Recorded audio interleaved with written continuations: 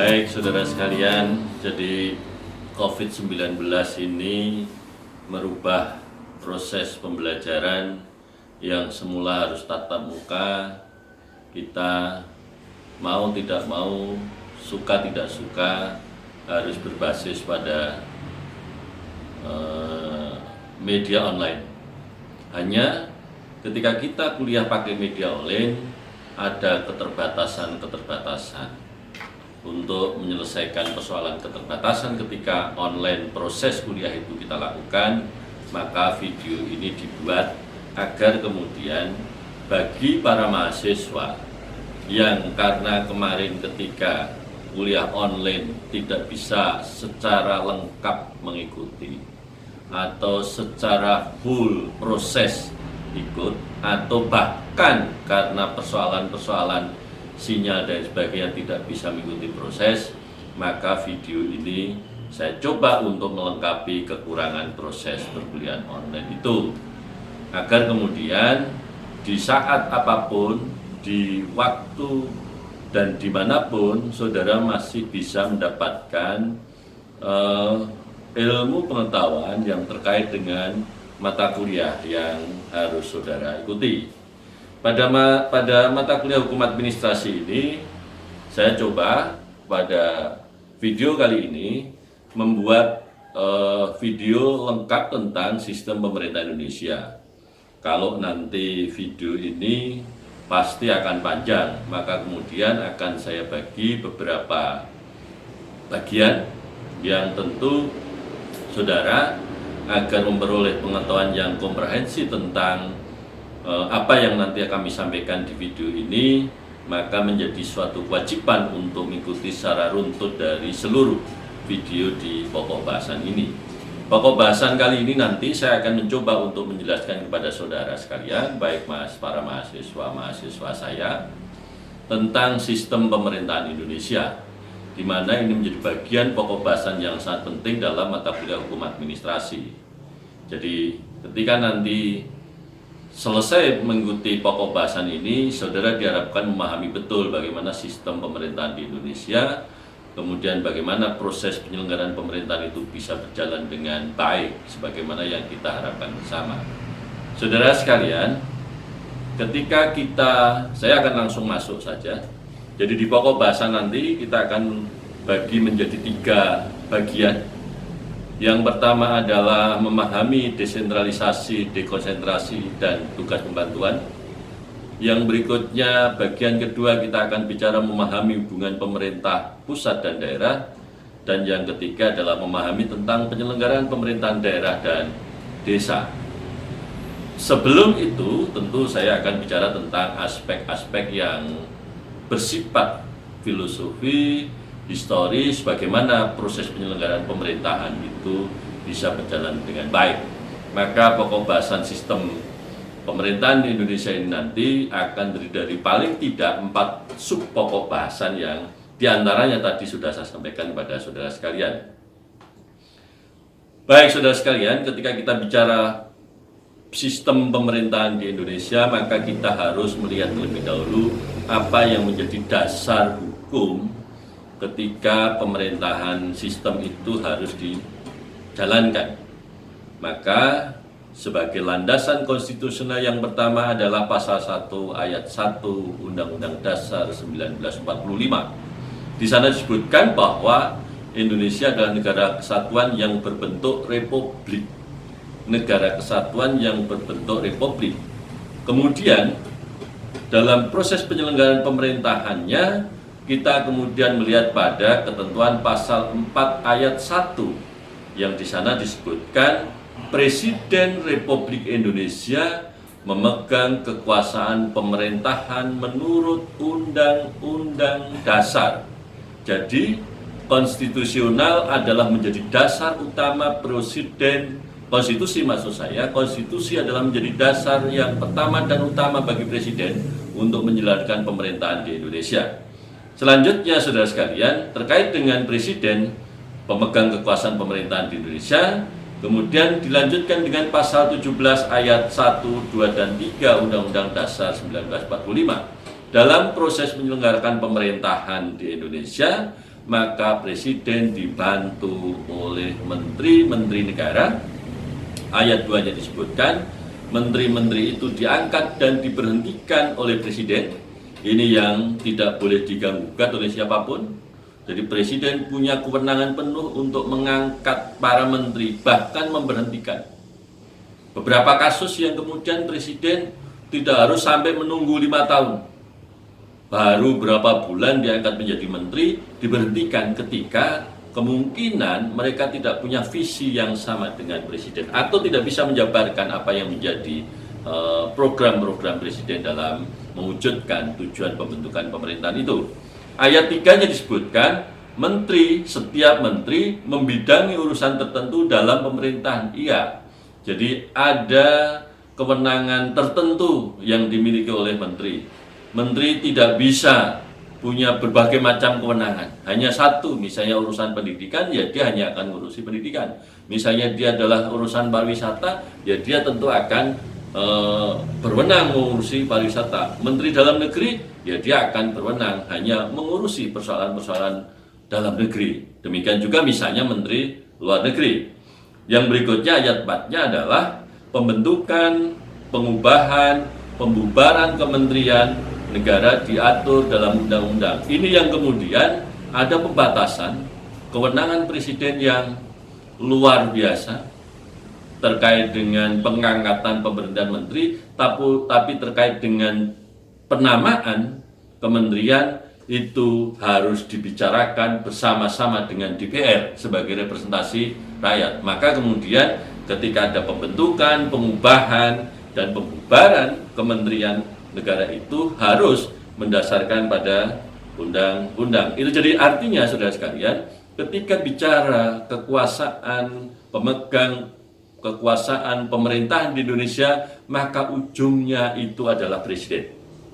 Presiden kemudian dibantu oleh para menteri-menteri negara yang memimpin urusan tertentu. Namun ketika proses pembentukan, penamaan, pengubahan, pembubaran kementerian, Presiden tidak bisa semaunya sendiri. Presiden harus mendapat persetujuan dari DPR yang disebut dengan melalui proses pembentukan peraturan perundang-undangan tadi. Selanjutnya, saudara sekalian, ketika kita bicara sistem pemerintahan, tadi kita sudah bicara tentang kewenangan Presiden. Presiden adalah pemegang kekuasaan pemerintahan di Indonesia berdasarkan konstitusi kita.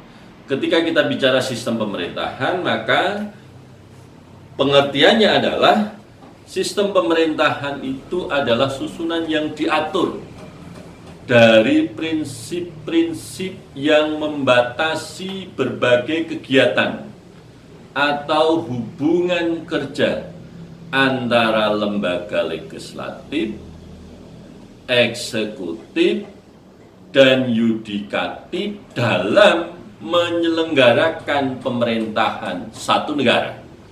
Jadi relasi hubungan antar lembaga. Jadi bagaimana ketika kita bicara tentang sistem pemerintahan, kita akan bicara tentang bagaimana hubungan antar kelembagaan negara itu bisa terjalin. Maka disitulah satu kesatuan sistem. Di dalam sistem itu ada sub-sub-sistem yang nanti akan secara berjalan. Sedangkan ketika kita bentuk negara, saudara sekalian, bentuk negara adalah pengelompokan negara berdasarkan kriteria distribusi kekuasaan antar berbagai tingkat pemerintahan dalam satu negara. Kategorinya adalah negara kesatuan, contohnya adalah Indonesia. Indonesia disebut Negara Kesatuan Republik Indonesia. Ya, nanti kita akan bicara lebih khusus dalam proses berikutnya. Ada negara federal atau serikat, Amerika Serikat contohnya. Jadi Amerika Serikat itu adalah negara federal, karena dalam negara federal ada negara-negara bagian. Kalau Indonesia sebagai negara kesatuan, tidak ada negara bagian. Beda antara konsep dari negara federal dengan negara kesatuan. Sedangkan konfederasi adalah gabungan dari negara-negara. Misalnya adanya ASEAN. Itu adalah bagian dari negara-negara bergabung dalam hal bagaimana menyamakan dalam rangka mencapai tujuan yang hendak dicapai masing-masing negara itu dalam satu konsep konfederasi. Yang berikutnya adalah bentuk pemerintahan. Jadi kalau tadi sudah bicara tentang negara, sistem pemerintahan, maka kita akan bicara tentang bentuk pemerintahan. Ketika bentuk pemerintahan, maka kita akan bicara pengelompokan negara berdasarkan letak kekuasaan tertinggi dalam satu negara itu. Misalnya monarki. Monarki itu pasti raja atau ratu. Contoh Inggris, Brunei, itu adalah negara-negara yang monarki. Aristokrasi dan demokrasi. Indonesia adalah negara dengan bentuk pemerintahan yang demokrasi. Karena apa? Berasal dari dan untuk rakyat. Sedangkan jenis-jenis sistem pemerintahan sudah sekalian adalah sistem parlementer, keseluruhan prinsip penataan hubungan kerja antar lembaga negara melalui pembagian kekuasaan yang memberikan peran utama kepada parlemen. Jadi di sistem parlementer itu peran utama proses penyelenggaraan pemerintahan, kekuasaannya ada di parlemen atau badan legislatif dalam menjalankan pemerintah negara. Beda dengan yang presidensil. Kalau yang presidensil adalah keseluruhan prinsip penataan hubungan kerja atau lembaga negara melalui pemisahan kekuasaan negara, di mana presiden memainkan peran kunci dalam pengelolaan kekuasaan eksekutif. Jadi kalau parlementer itu ada di parlemen, jatuh bangunnya pemerintahan itu tergantung dari parlemen. Jadi setiap saat, 1 minggu, 1 bulan, 1 tahun, 2 tahun, 3 tahun, 5 tahun, bisa. Tidak harus menunggu sampai akhir masa jabatan. Kalau presidensil, ya tentu presiden sebagai pemegang kekuasaan pemerintahan. Hubungan dengan parlemen, ya nanti hubungan saling tergantung tugas fungsi kewenangan yang dipakai. Kemudian bentuk campuran adalah keseluruhan prinsip penataan hubungan kerja atau lembaga negara yang menggabungkan sistem presidensil dengan sistem parlementer. Lah ini yang sistem gabungan. Jadi di satu sisi check and balance-nya nanti akan kuat di situ. Di mana di Indonesia pada posisi ini? Tentu sebagaimana konstitusi kita, bahwa pemegang kekuasaan pemerintah ada di tangan presiden berdasarkan konstitusi, maka jelas bahwa sistem pemerintahan kita adalah sistem presidensil. Kemudian saudara sekalian, tentu ya kalau kita bicara sistem presidensil ada kelebihan dan kekurangannya. Jadi sistem pemerintahan presidensial itu merupakan sistem pemerintahan di mana kepala pemerintahannya dipegang oleh presiden dan presiden tidak bertanggung jawab kepada parlemen. Itu kuncinya. Kalau di parlementer, maka presiden, perdana menteri itu bertanggung jawab pada parlemen. Ciri-ciri sistem pemerintahan presidensial ini lebih khusus, saya sampaikan, biar lebih jelas bagi para mahasiswa, bahwa ciri-ciri sistem pemerintahan presidensial adalah pemerintahan presidensial berdasarkan pada prinsip pemisahan kekuasaan. Jelas. Yang kedua adalah jelas, ini kekuasaan eksekutif, yudikatif, legislatif. Eksekutif tidak punya kekuasaan untuk menyatu dengan legislatif, iya, karena dipisahkan. Jadi dipisahkan. Tapi bagaimana praktek di Indonesia? Ya tetap dipisahkan, hanya saling ada hubungan antara legislatif dan yudikatif. Saling hubungannya bagaimana? Check and balance. Saling mengawasi. Saling kemudian sesuai dengan tupoksi. Dan ini luar biasa. Kabinet bertanggung jawab kepada presiden ini. Jadi kabinet tidak bertanggung jawab kepada DPR atau legislatif, bukan. Di presidensil maka kabinet bertanggung jawab pada presiden. Menteri-menteri itu, menteri-menteri negara itu bertanggung jawabnya kepada presiden. Karena tadi di pasal 17 Undang-Undang Dasar sudah disebutkan bahwa menteri negara adalah pembantu presiden dan menjadi kewenangan presiden untuk mengangkat dan memberhentikan, tidak pada parlemen. Kemudian eksekutif dipilih melalui pemilu.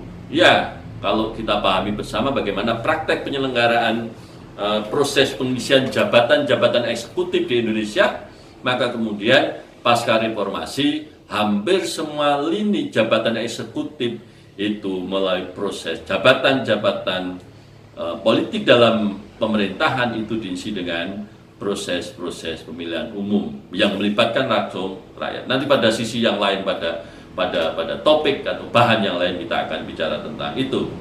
Dalam sistem pemerintahan presidensi, saudara sekalian, maka kemudian menteri bertanggung jawab kepada presiden karena presiden berkedudukan sebagai kepala negara sekaligus kepala pemerintahan. Ini beda dengan yang parlementer misalnya. Parlementer dipisahkan antara kepala negara dengan kepala pemerintahan. Kalau kepala pemerintahan setiap saat bisa jatuh bangun ketika parlemen tidak berkehendak, tidak menghendaki. Kemudian sistem parlementer sebagai pembanding saja, kalau tadi di awal saya bicara tentang sistem presidensil, sistem pemerintahan parlementer adalah mempunyai pemerintahan parlementer didasarkan pada prinsip-prinsip pembagian kekuasaan. Ya, adanya tanggung jawab yang saling menguntungkan antara legislatif, eksekutif dengan antara presiden dan kabinet. Ya, eksekutif dipilih oleh kepala pemerintahan dengan persetujuan legislatif. Jadi campur tangan legislatif, parlemen tinggi dalam proses pengisian kepala pemerintahan dalam sistem pemerintahan parlementer. Jadi ketergantungannya itu sangat tinggi sekali terhadap parlemen. Kemudian merupakan satu pemerintahan di mana pemerintah eksekutif bertanggung jawab pada parlemen. Dalam sistem pemerintahan ini, parlemen mempunyai kekuasaan yang besar dan mempunyai kewenangan untuk melakukan pengawasan terhadap eksekutif. Menteri dan Perdana Menteri bertanggung jawab kepada parlemen. Bedanya, kalau di presidensil, eksekutif dipilih langsung oleh rakyat, kan begitu. Menteri bertanggung jawab pada presiden, tapi di parlementer, menteri dan Perdana Menteri karena dipilih oleh parlemen, maka kemudian dia harus bertanggung jawab kepada lembaga legislatif. Selanjutnya, bagaimana ciri pembeda ini untuk lebih mempertegas lagi perbedaan antara sistem presidensil dan parlementer misalnya. Jadi kalau tadi di bagian sebelumnya saya sampaikan tentang presidensil bagaimana, parlementer bagaimana, maka ciri-ciri yang kemudian vis berhadapan antara sistem presidensil dengan sistem parlementer adalah kepala negara dan kepala pemerintahan adalah presiden. Jadi satu kesatuan.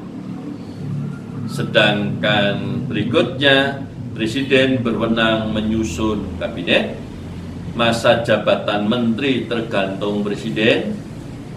Presiden dan parlemen tidak saling menjatuhkan, ini di presidensil. Jadi parlemen, DPR tidak bisa menjatuhkan presiden. Demikian juga presiden tidak bisa membubarkan DPR misalnya. Presiden tidak tergantung pada parlemen, ya, karena pertanggungjawaban presiden adalah kepada rakyat, karena dia dipilih secara langsung. Kemudian presiden mempunyai kekuasaan lebih dominan dari legislatif. Ya tentu urusan eksekutif itu kan luar biasa. Orang belum lahir sampai meninggal dunia negara itu ngatur. Maka begitu luar biasanya kewenangan presiden dalam hal ini. Adanya pemisahan kekuasaan eksekutif, yudikatif, dan legislatif. Ya, trias politika walaupun tidak secara nyata. Tapi sekarang pasca reformasi kita dapat melihat betul bahwa masing-masing lembaga negara tidak bisa saling mencampuri. Saling mengawasi, ya. Dan yang terakhir adalah menteri diberhentikan oleh presiden. Sedangkan di sistem parlementer, saudara sekalian, kabinet dipilih oleh Perdana Menteri. Ya. Berikutnya, masa jabatan menteri tergantung parlemen. Perdana Menteri dan kabinetnya wajib menjalankan apa yang digariskan parlemen. Jadi parlemen mau apa, maka Perdana Menteri dan para menteri wajib menjalankan. Kalau enggak, ya sudah, dapat diberhentikan, dibubarkan. PM dan menteri berasal dari anggota parlemen, karena tadi parlementer. Presiden sebagai simbol, sebagai kepala negara.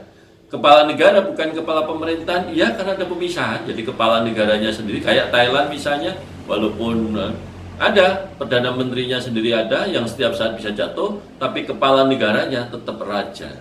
Di Thailand misalnya, di Jepang misalnya, di Inggris misalnya, atau di negara-negara yang sistem parlementer misalnya. Kepala negara bukan kepala pemerintahan dan Perdana Menteri tergantung pada parlemen. Ini, jadi kalau yang di presidensil tentu tidak tergantung di parlemen, karena memang parlementer ya dia akan tergantung. Dampak kelemahan sistem presidensil ini yang harus kita pahami juga. Apa dampaknya? Dampaknya yang pertama adalah negara di tangan presiden. Karena tadi urusan eksekutif kan luar biasa.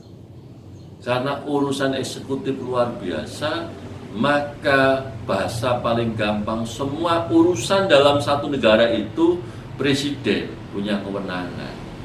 Ini yang kalau kemudian kepala negara, presiden dalam presidensil tidak punya integritas, niat yang baik, membahayakan.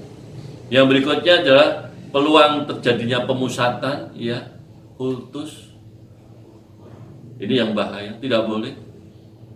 Dan ini harus tetap kita kawal, dijaga betul oleh kita semua. Kemudian lemahnya peran pengawasan parlemen, ya, apalagi kalau misalnya dalam praktek, ya, partai-partai pengusung presiden itu adalah juga menguasai di parlemen. Ya sudah. Tapi ini tetap kita harus kawal bersama. Pejabat tinggi negara yang diangkat cenderung loyal demi kelangsungan kekuasaan presiden, ini yang harus dipisahkan betul, hati-hati betul. Loyalitas pejabat itu adalah pada negara. Jadi loyalitas itu adalah pada negara. Jadi pengabdian mereka itu adalah pada negara. Kebijakan yang dibuat berpotensi menguntungkan orang-orang dekat presiden, ya, disadari. Maka kewajiban kita semua untuk selalu melakukan pengawasan, berpeluang menciptakan perilaku KKN. Ini juga tidak bisa dihindari kalau kita kemudian tidak betul-betul mengawal, betul mengawasi betul. Hak konstitusional rakyat cenderung lemah, ya, kemungkinan bisa terjadi ketika kekuasaan ini sangat luar biasa, berpeluang menciptakan personifikasi. Ya, ini yang harus dikawal betul, dijaga betul. Jangan sampai dalam proses penyelenggaraan pemerintahan di Indonesia yang sistem presidensial itu mempersonifikasikan seseorang dan identifikasi bahwa presiden adalah negara. Dipisahkan antara presiden dan negara agar kemudian tidak terjadi sesuatu yang tidak kita harapkan bersama. Pengalaman masa lalu, sistem pemerintahan yang lalu biarlah berlalu. Ke depan ini harus tetap kita kawal bersama, kita jaga bersama, tidak boleh demikian. Yang berikutnya adalah dampak positif presidensil adalah, kalau tadi negatif, jadi pasti di dunia itu ada positif negatif, ada dua sisi. Sisi baik buruk, benar salah, laki perempuan, sama juga sistem presidensil ada dua sisi positif negatifnya. Kalau di awal tadi kami sampaikan tentang dampak negatifnya, maka dampak positifnya apa? Dampak positifnya yang pertama adalah presiden dapat mengendalikan seluruh proses penyelenggaraan pemerintahan dalam negara. Otoritasnya tinggi presiden. Konstitusi kita sudah memberikan otoritas itu pada presiden. Jadi tadi jelas di pasal 4 misalnya, sudah jelas di sana apa otoritas presiden dalam proses ini. Presiden mampu menciptakan pemerintahan yang kompak dan solid. Ya, presiden dengan segala kewenangannya, kalau ada misalnya para pembantunya tidak kompak, ya tinggal diberhentikan saja. Kan begitu. Jadi pasti para pembantu ini harus menopang presiden. kalau nggak mau di-reshuffle gitu loh, kalau mau di-reshuffle ya silakan bertentangan dengan presiden, maka pasti akan di-reshuffle oleh presiden. Sistem pemerintahan lebih stabil, tidak mudah jatuh bangun, ya, karena apa? Presiden dalam menjalankan kewenangannya dia tunduk pada konstitusi, dalam menjalankan kekuasaannya dia harus bertanggung jawab pada rakyat pemilihnya, apalagi dengan sistem pemilihan yang langsung di Indonesia ini, maka pertanggungjawaban presiden kepada rakyatnya itu adalah akan diuji 5 tahun yang akan datang setelah pemilu. Maka kalau ini pasti bisa stabil dan tidak akan jatuh bangun seperti di sistem parlementer. Konflik dan pertentangan antar pejabat tinggi pemerintahan dapat diperkecil ya dengan otoritas kewenangan presiden.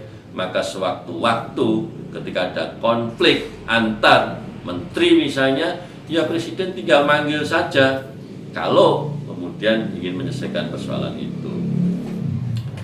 Saudara sekalian, kemudian sistem pemerintahan Republik Indonesia secara yuridis sesuai dengan Undang-Undang Dasar. Ya, Indonesia menganut sistem pemerintahan presidensil.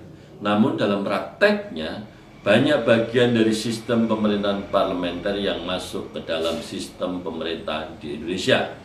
Sehingga bisa dikatakan bahwa sistem pemerintahan yang berlangsung di Indonesia adalah sistem pemerintahan yang bersifat campuran antara sistem presidensil dengan sistem parlementer. Dalam perspektif sejarah misalnya, Indonesia mengalami beberapa kali perubahan sistem pemerintahan. Ini secara historis kita coba bagaimana sistem pemerintahan di Indonesia dari awal kita merdeka. Yang pertama adalah tahun 1945 sampai dengan 1949.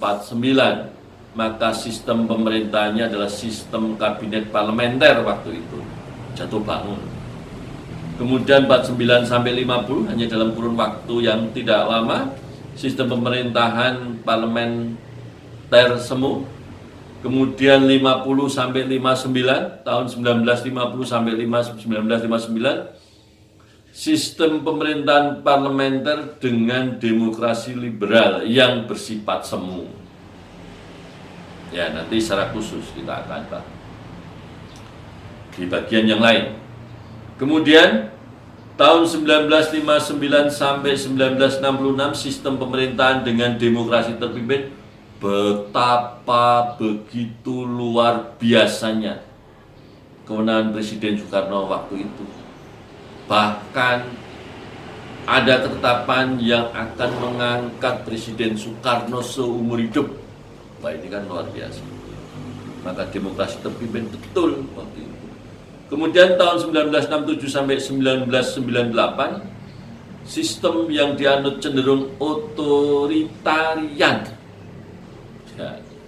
Ya nanti bisa berselancar saudara sekalian mencari pemahaman tentang apa yang saya sampaikan ini, tapi ya dalam praktek penyelenggaraannya waktu pemerintahan yang harus kemudian tumbang karena reformasi, pasti ada hal-hal yang kemudian dikoreksi oleh dan ini tidak boleh terulang kembali, tidak boleh terulang pada saat zaman sekarang ini. Ke depan harus baik.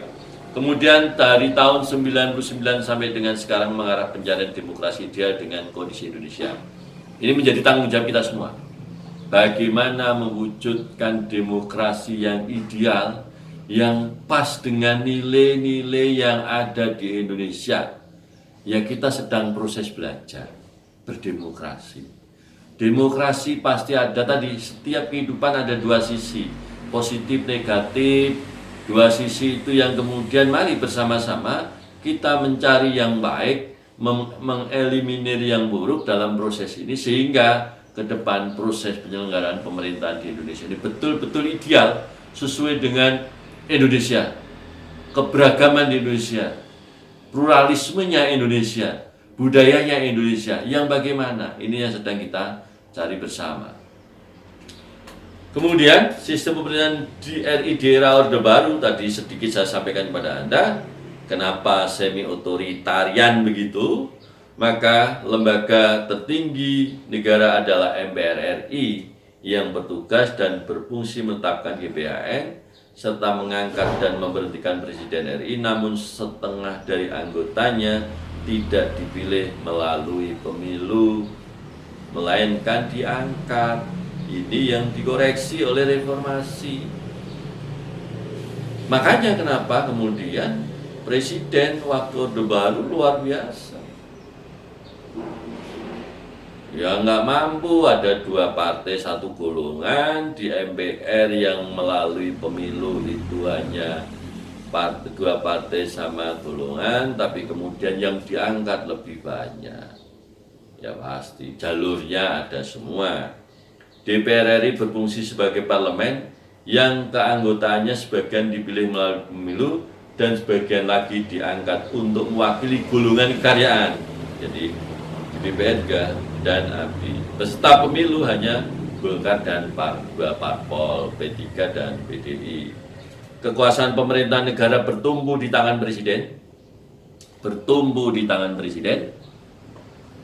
Kemudian yang berkedudukan sebagai kepala pemerintahan sekaligus sebagai kepala negara.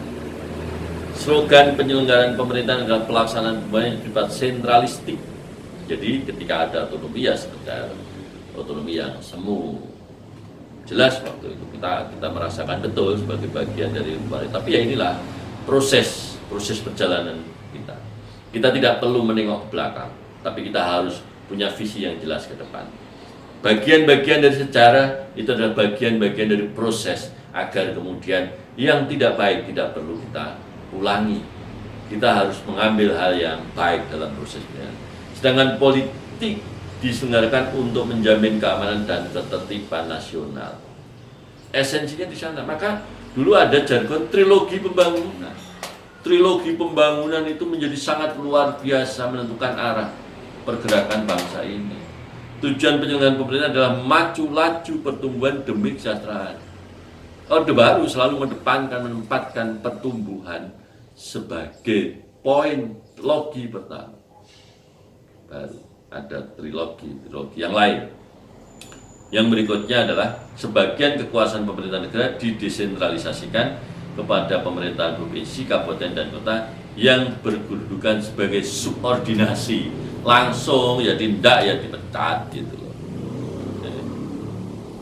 Kekuasaan pemerintahan di zaman itu, maka kemudian Presiden Republik Indonesia memegang kekuasaan pemerintahan.